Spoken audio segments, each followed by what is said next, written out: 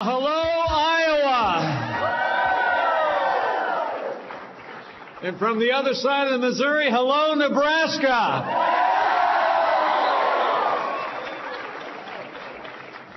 Governor, thank you so much for those great words and your great leadership here in Iowa. It is great to be back in Council Bluffs. I spoke here at the Mid-America Center in August of 2016. And it feels so great to be back with the men and women who elected the 45th President of the United States of America, a great friend of Iowa, a great friend of Nebraska. I bring greetings from President Donald Trump.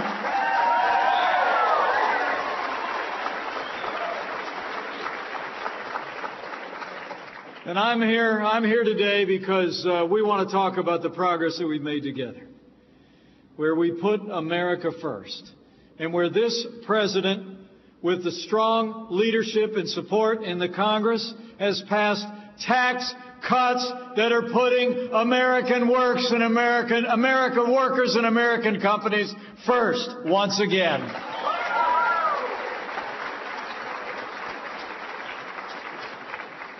You know, I'm here because I stand with our president. I'm here because we stand with all the great conservatives across Iowa and Nebraska. And come to think of it, we always stand for our flag and our national anthem as well.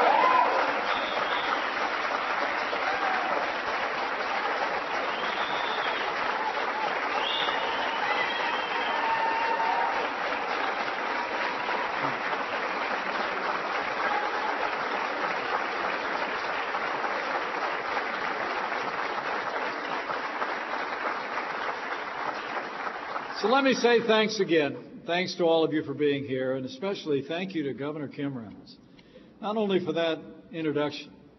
It's been nearly a year since you took office, and your strong leadership is making a remarkable difference here in the Hawkeye State. Would you all mind giving a big round of applause to the 43rd Governor of the great state of Iowa, Governor Kim Reynolds?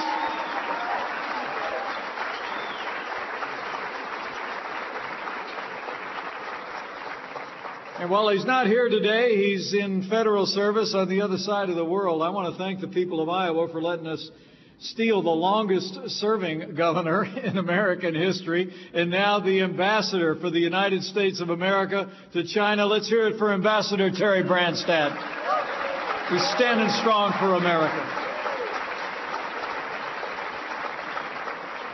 Finally, I want to thank our host today. I know you've enjoyed the discussion that's taken place. It's an organization that's really working tirelessly to promote the policies that are making a difference in the lives of hardworking Iowans and Nebraskans and the life of our nation. Let's hear it for America First policies that brought us all together today.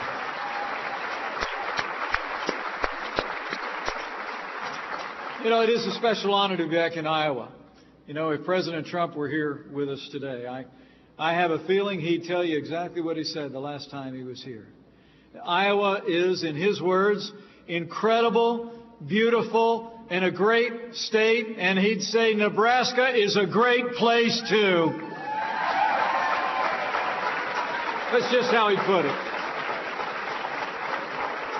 And I'm really here today on the president's behalf. I saw him this morning, and he said, give them all my best. I'm here to say thank you. Thank you to Iowa and Nebraska for everything you've done to stand with our administration. Because of your support, your hard work in 2016 and in every day since, in the last year, it's been a year of action. It's been a year of results. It's been a year of promises made and promises kept. I mean, think about it. President Trump promised to rebuild our military, restore the arsenal of democracy, and in just a few short weeks, thanks to the strong partnership of Iowa and Nebraska's leaders in the Congress, this president will sign the largest increase in our national defense since the days of Ronald Reagan.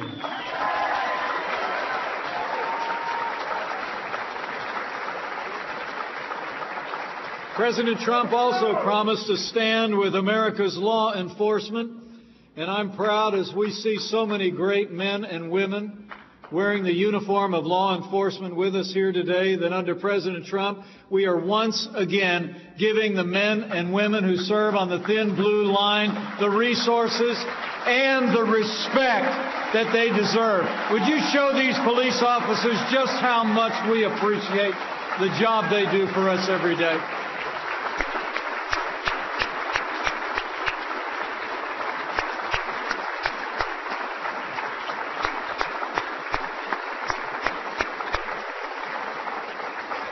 Thanks all. And President Trump promised to enforce our laws and secure our borders, and today I'm proud to report illegal crossings at our southern border are down by nearly 50%.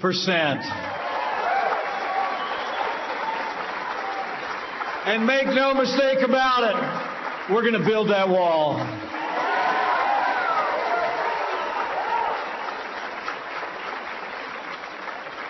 Now, beyond our borders, the President promised to restore American leadership as well.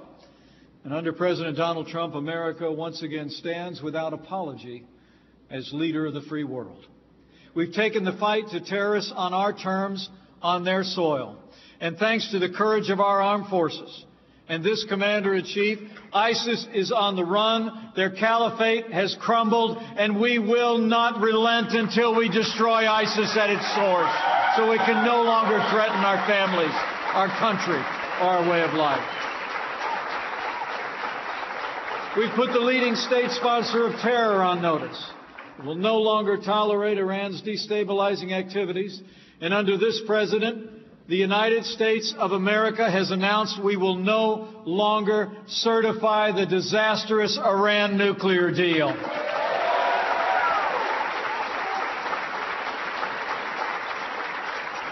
And in the wake of provocations and threats against the United States and our allies, President Trump made it clear from early on, when it comes to North Korea, that the era of strategic patience is over, that all options are on the table, and that we will continue to bring economic and diplomatic pressure to bear until the regime in Pyongyang abandons their nuclear ambitions.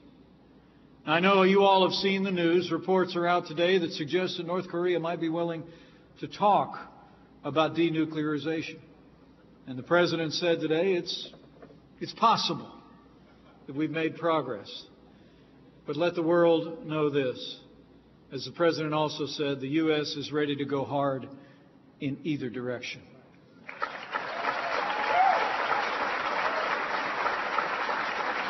And whichever direction talks with North Korea go, the United States and our allies, I can assure you, will continue to apply maximum pressure to the Kim regime until we see North Korea take credible and concrete steps towards denuclearization. We will remain firm in our resolve, and we will continue to stand strong until North Korea abandons their nuclear program once and for all.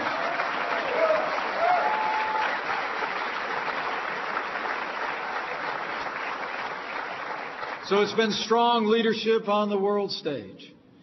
And here at home, we've taken decisive action as well. First and foremost, this president has taken a strong stand for the rule of law and to rev the engine of the American economy. We promised to appoint strong conservatives to our federal courts at every level. And just in the last year, President Trump appointed Justice Neil Gorsuch to the Supreme Court and set a record for the most Court of Appeals judges appointed in a single year in American history. Conservatives all.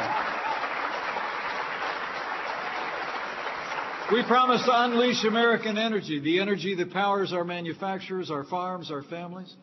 And this president, early in this administration, approved the Keystone and Dakota pipelines.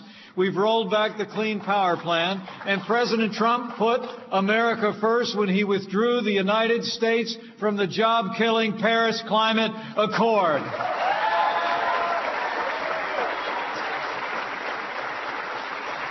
And we promised to roll back the heavy hand of government, and we've been busy doing that as well. With the strong support of Iowa and Nebraska's conservative leaders in Congress, we've been rolling back red tape. like the day that President Trump eliminated the Waters of the United States rule. And so far, we've repealed 22 federal regulations for every new federal rule put on the books.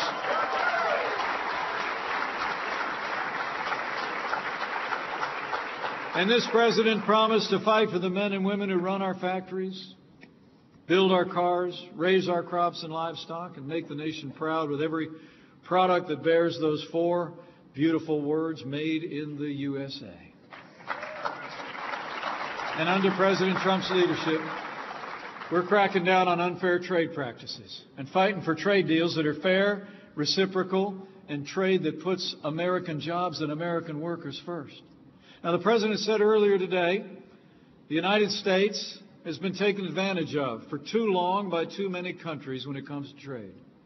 So let me promise you, whether it be in renegotiating NAFTA or protecting our steel and aluminum industries, President Trump is always going to put American workers, American companies, and American farmers first.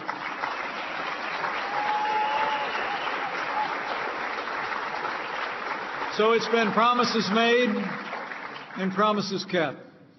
But we're here today to talk particularly about one of those really big promises. President Trump promised over the course of the campaign that we'd cut taxes across the board for working families and job creators large and small. And just over 2 months ago, President Donald Trump signed the largest tax cuts and tax reform in American history. And our economy has taken off every day since.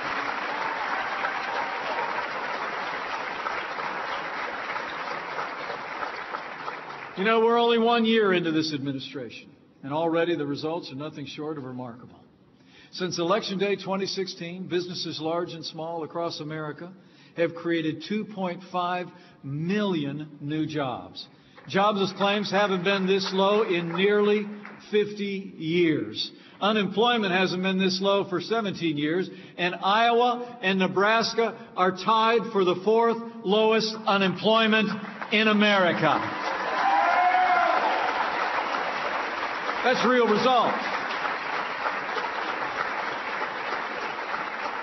And let me give another shout out to our host today. Thanks to all that we've done together and the great leadership of Governor Reynolds, Iowa was just named as the best state in America for middle-class families. And just last week, the governor mentioned to me that Iowa ranked as the best state in the country, according to U.S. News and World Report. Congratulations, Governor, and to all the people of Iowa. The truth is, Iowa and Nebraska and all of America are doing better. After 8 years of a stagnant economy and wages that wouldn't budge, I'm proud to report that today Americans are seeing their paychecks rise faster than at any point in nearly 10 years. The truth is, growth is back, confidence is back, and thanks to President Donald Trump, America is back.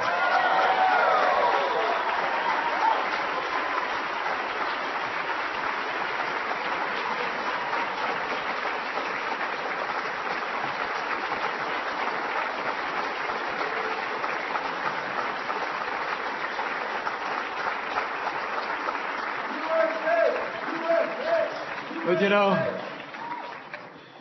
as the president likes to say at this White House, that's just what we call a good start. Truth is, the best days for American growth and prosperity are yet to come, because our tax cuts are just starting to make a difference. I mean, think about it.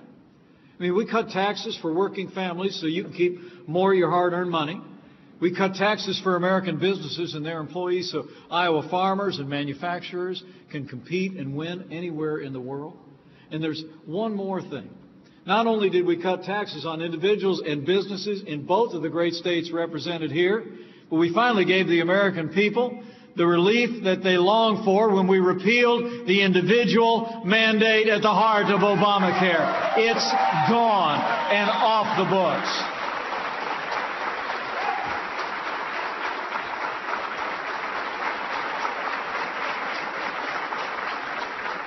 I mean, these tax cuts you've been hearing about today, all told, about 90% of working families are going to see a tax cut reflected in their paycheck before this year is out.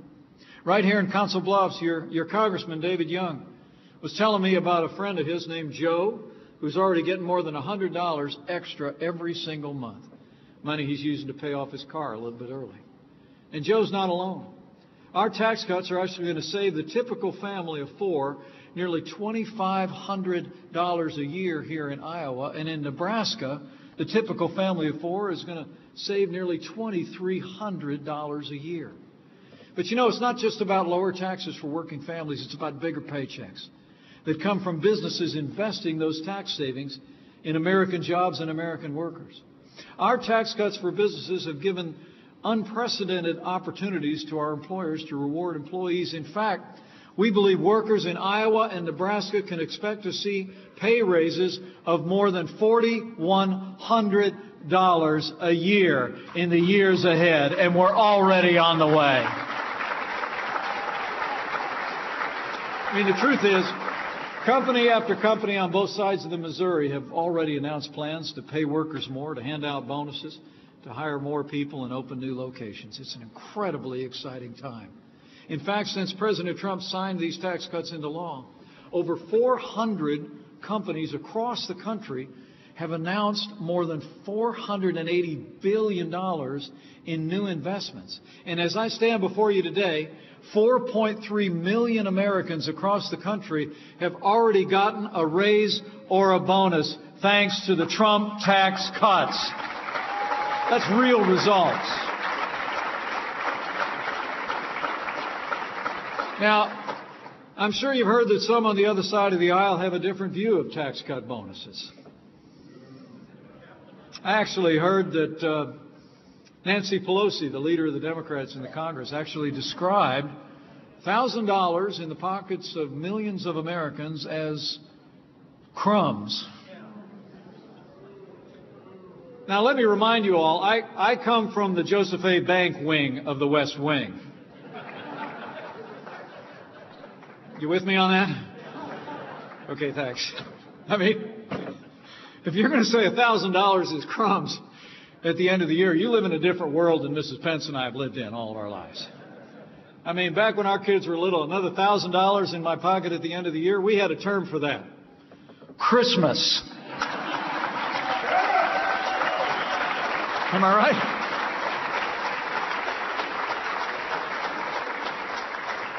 I'll tell you something, friend. Any leader who thinks $1,000 in the pockets of working families is crumbs is out of touch with the American people.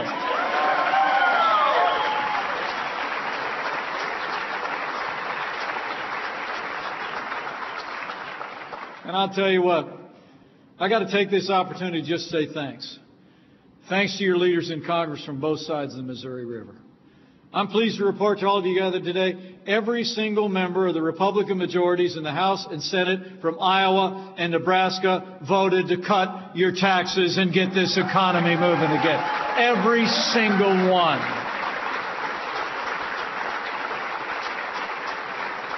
Iowa is represented by strong leaders in our nation's capital who are fighting tirelessly for hardworking men and women across this state and this nation. They're great friends of the President and mine, great patriots who've served with distinction. While they couldn't be here today because they're working in our nation's capital, I just want to mention a few of them to you just so you know how much we appreciate them. Like Congressman David Young, the sixth-generation Iowa representing the good people here at Council Bluffs. I'm telling you what, he fought for Iowa's families and farmers and made a real difference in the tax relief and the progress that we've made. And then there's my friend Congressman Steve King, a principled conservative who is fighting for American jobs every day. And I also want to thank Congressman Rod Blum, who's been working to hold government accountable. He's been bringing that business acumen, and the tax cuts we pass are a credit to Congressman Rod Blum. And I came here to say thanks to him as well. And to all the Nebraskans who are with us today, Congressman Don Bacon has devoted his whole life to serving this country. Think about it. He wore the uniform of the United States for nearly 30 years as an airman in the U.S. Air Force, and now he's serving the great city of Omaha. Let's give General Don Bacon one more round of applause for doing such a great job. fighting for Nebraska's families. These are great leaders.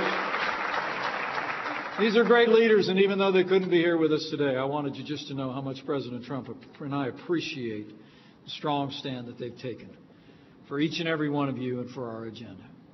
So we've made great progress, but the truth is we still have more work to do. And we're going to keep working with all these great leaders in Congress to keep America moving forward.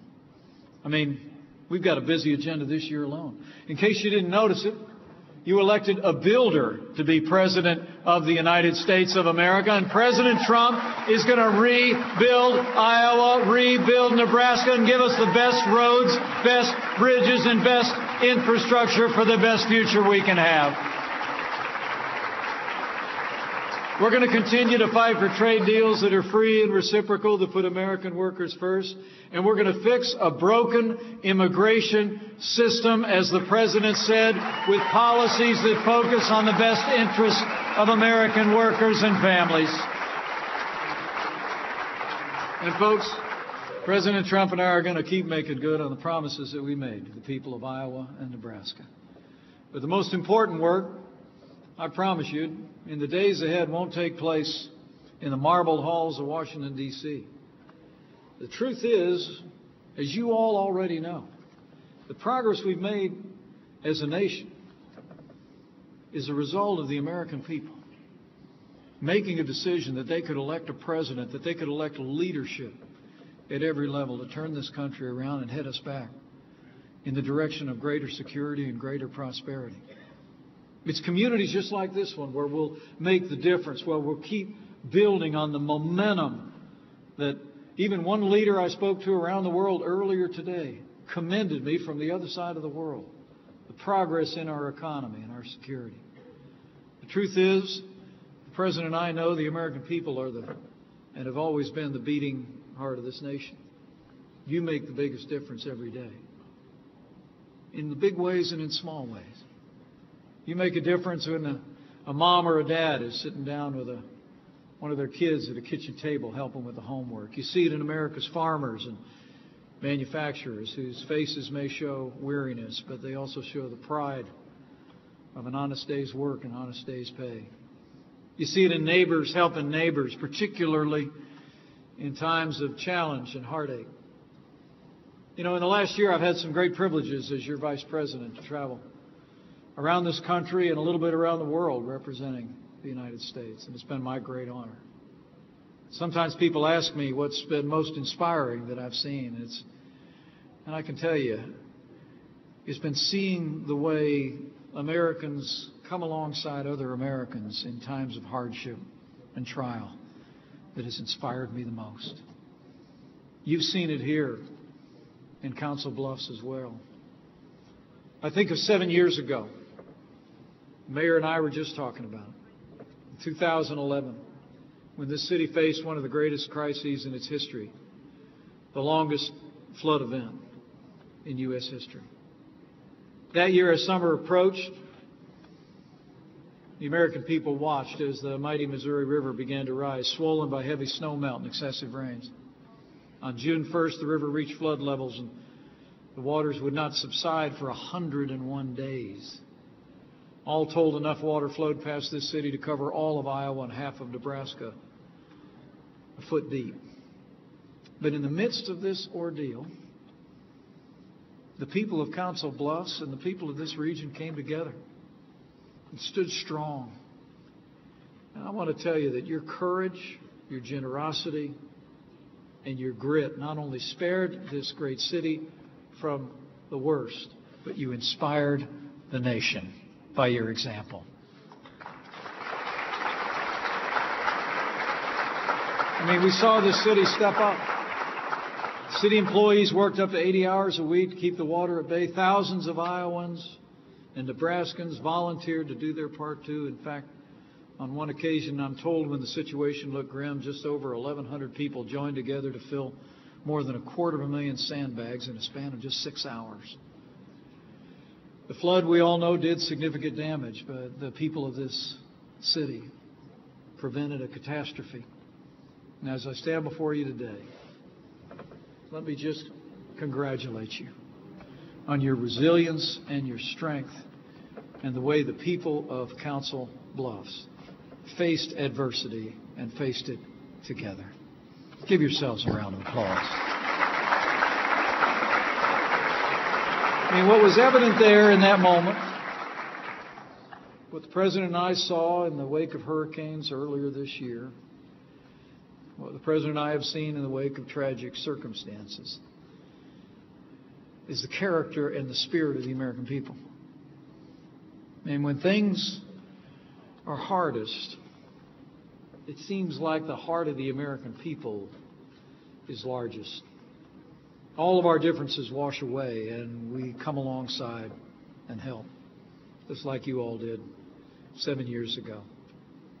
The truth is, this city is synonymous with the American spirit from that moment, and I truly believe it's that spirit that now is restoring our country from coast to coast, filling our people with unprecedented optimism and hope and a renewed sense, again, that the best days are ahead of us.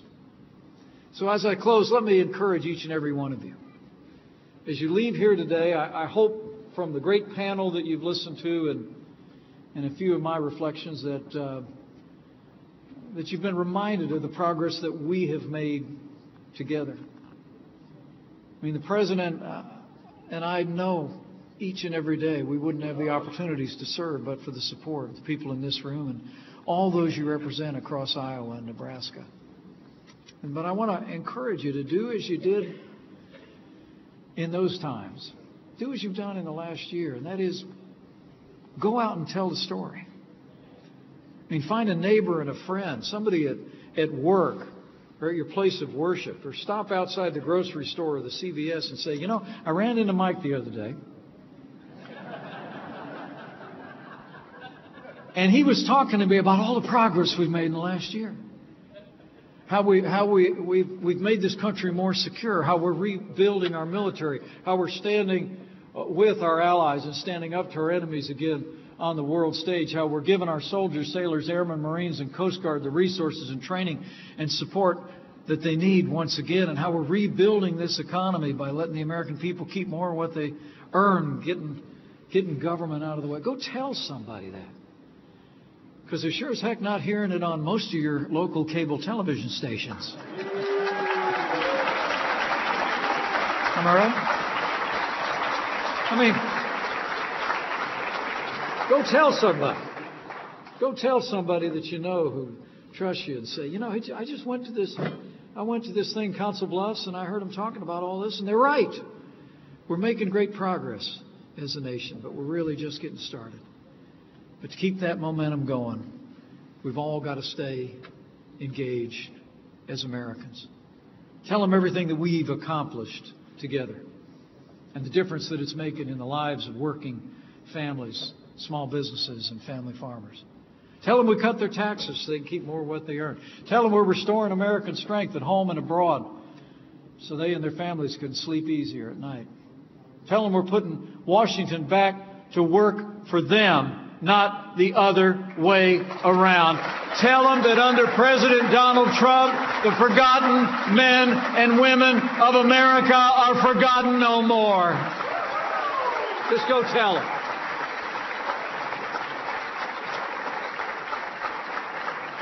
And in these challenging times where there seems to be just too much division in this great nation, I'd encourage you, if you're of a mind, to do one more thing.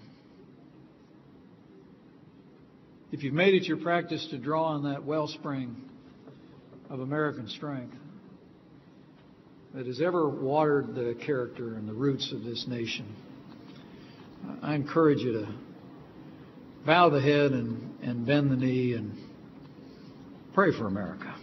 Amen.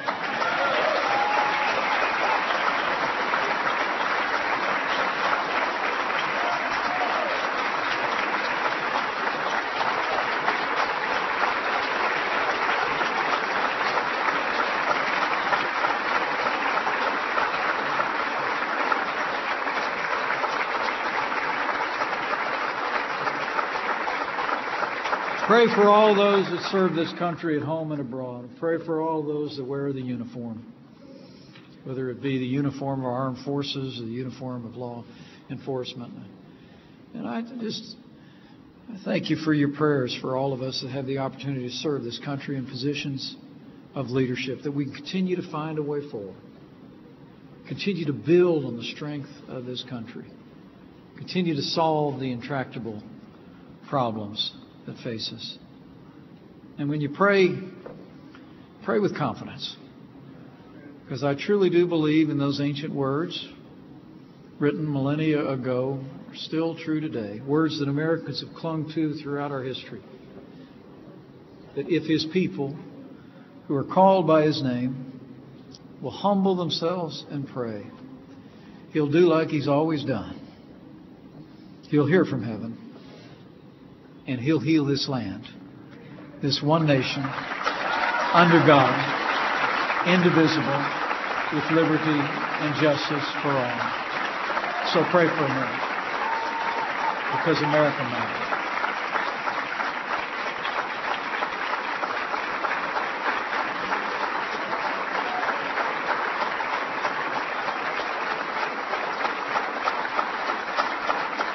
Far beyond our time, far beyond our shores, America matters. So I appreciate that. I appreciate you all being here today. And I leave here today with renewed confidence. I can't wait to jump on the phone with the President when I get in the car and tell him how many of you came out on such a cold day from both sides of the river. But I leave here with more confidence than ever, that with the continued strong support and voice of the people of Iowa and Nebraska, with President Donald Trump in the White House, with all the great leadership we have representing us in both of these states, in Washington and in your state capital, and with God's help, I know in my heart we will make America safe again. We will make America prosperous again. And to borrow a phrase, we will make America great again. Thank you very much. God bless Iowa, God bless Nebraska, and God bless the United States of America.